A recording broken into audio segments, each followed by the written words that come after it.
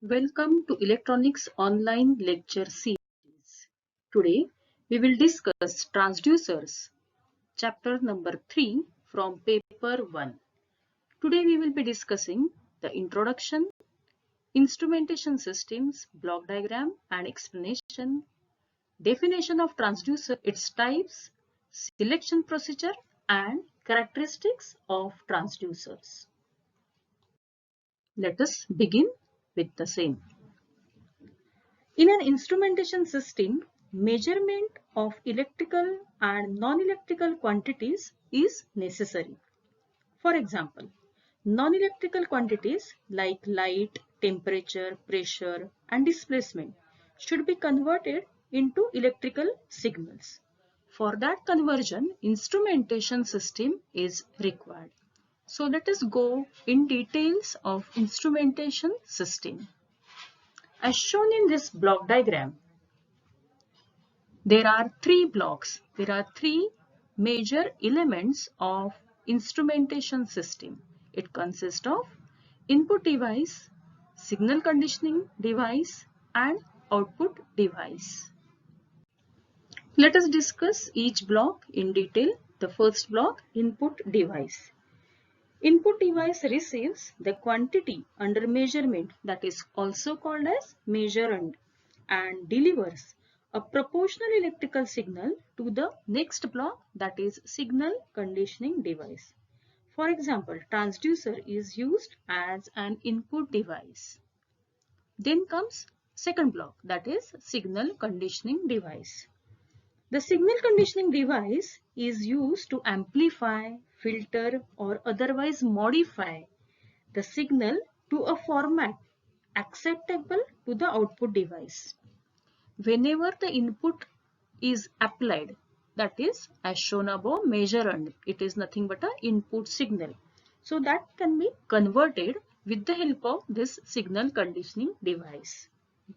So for that purpose, the amplifier, filter or modulators are used.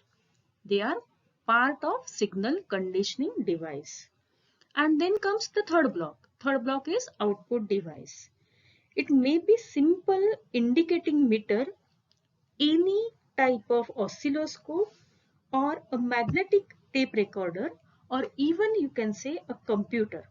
So these are nothing but the output devices available at the output side to observe the output.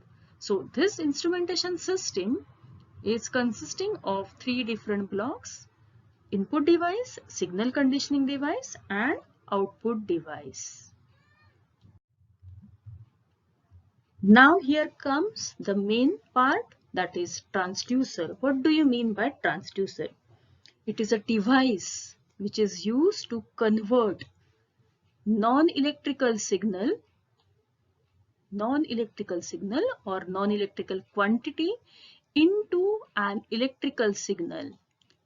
This is called as transducer, or you can say that it is a device which, when actuated by energy in one transmission system, supplies in the same form or in another form to a second transmission device or system. This energy transmission could be anything, whether it can be electrical, mechanical, chemical, optical or thermal. There are different transmission types. Now, what are different types of transducers? So, again I am repeating that what do you mean by transducer? It is a device which convert one form of energy into another form of energy, or non-electrical signals into electrical signals. These transducers are divided, or there are two different subtypes of transducers. One is known as an active transducer and another one is known as passive transducer. What do you mean by active transducer? The active transducers are nothing but it is known as a self-generating transducers. These are known as self-generating transducers. That means these transducers does not require any external power supply.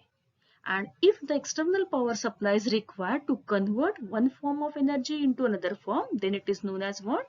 Then it is known as passive type of transducer. So these are the two different types: passive transducers, that is it requires electrical signals, and active transducers does not require any kind of electrical signal. In case of selection of transducers, we have to consider different categories while selecting a transducer.